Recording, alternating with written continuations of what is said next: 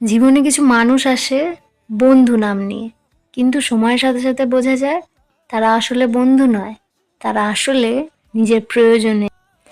যতদিন দরকার থাকে ততদিন ব্যবহারটাও খুব ভালো থাকে, কথা বলার ভাষা মিষ্টি হয়, আচরণের যত্ন থাকে, আর তখন মনে হয় এই মানুষটা আমার আপন।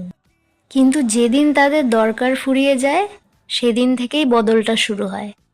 ফোন করলে ফোন ধরা হয় না, মেসেজের রিপ্লাই আসে না, সামনে পড়লে আগে সেই হাসিটা আর থাকে না।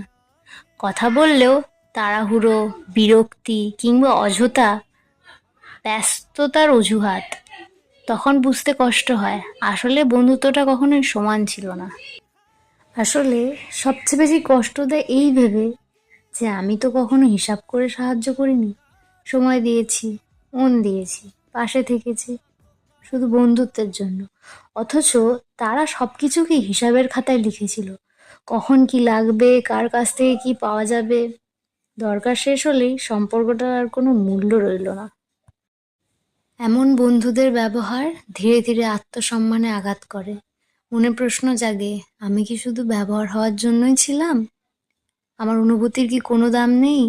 কিন্তু সময়ের সাথে সাথে এক সত্য পরিষ্কার হয়, সমস্যা আমার নয়, সমস্যা তাদের মানসিকতায়।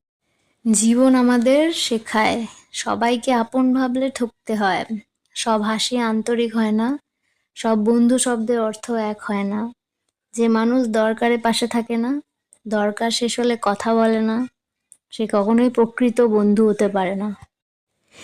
এই অভিজ্ঞতা কষ্টের হলেও একটি বড় শিক্ষা দেয়, নিজেকে ছোট করে কারোর কাছে থাকার দরকার নেই। যারা আপনাকে আপন প্রয়োজনে নয়, আপনাকে মানুষ হিসাবে ভালোবাসে, তারাই আসল বন্ধু।